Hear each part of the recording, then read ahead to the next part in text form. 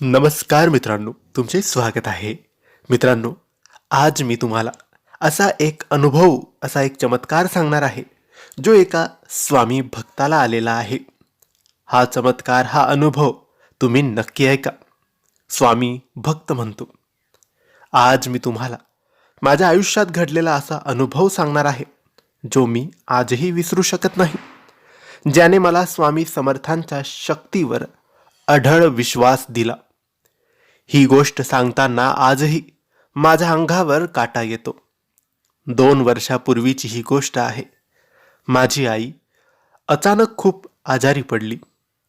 उच्च ताप, श्वास घ्यायला त्रास आणि चेहरा पूर्णपणे फिका पडलेला. आम्ही ताबडतोब आईला हॉस्पिटलमध्ये नेलं.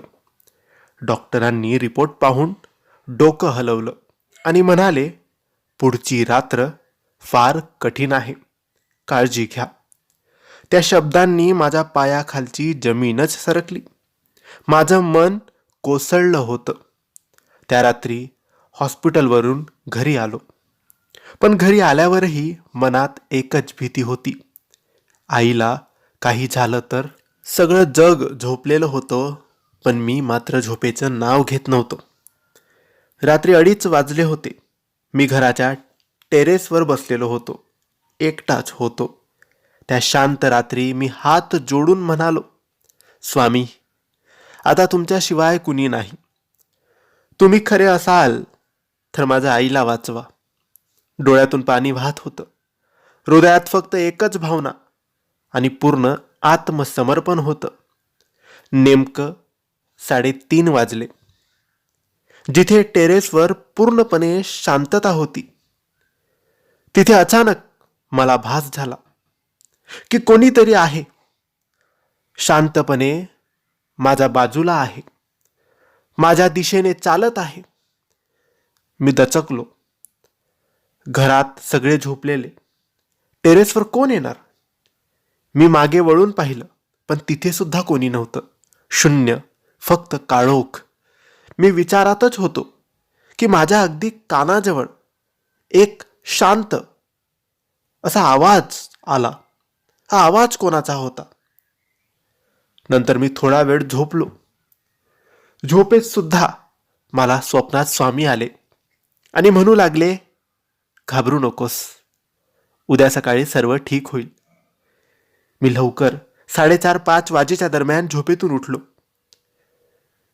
त्यानंतर मला झोप येत नव्हती. काय करावे हे कळत नव्हतं. फक्त स्वामींवर विश्वास होता की स्वामी सगळं काही ठीक करतील.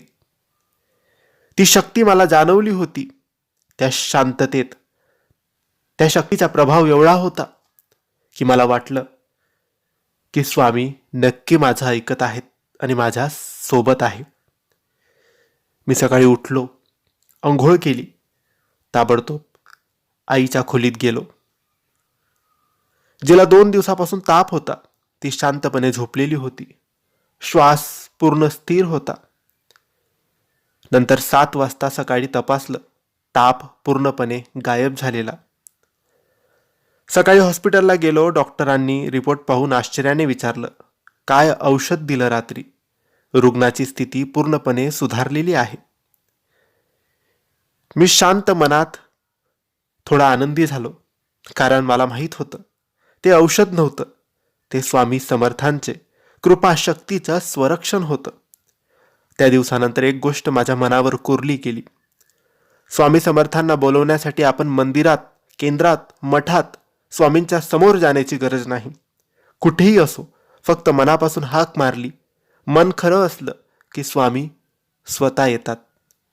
त्या रात्री मी ऐकलेला आवाज, त्या रात्री मी जाणवलेला आवाज, त्या रात्री मला भास झाला, स्वामी आले, सोबत होते. जे काही झालं, पण ते एक शक्तीसारखं होतं आणि तो स्वामींचा संदेश होता. म्हणून मित्रांनो, तुमच्या आयुष्यात कोणतीही अडचण असो, संकट असो, हरवलेले असो, केवळ एकदा मनापासून म्हणा, जय जय रघुवीर समर्थ. विश्वास ठेवा, तुम्ही एकटे कधीच नाही. त्यांची शक्ती, त्यांची कृपा आणि त्यांचे संरक्षण नेहमी तुमच्या सोबत असतं. धन्यवाद मित्रांनो. स्वामी समर्थांच्या कृपेने तुमच्या प्रत्येक अडथळ्यांचा मार्ग मोकळा हो, हीच स्वामीचरणी प्रार्थना. श्री स्वामी समर्थ.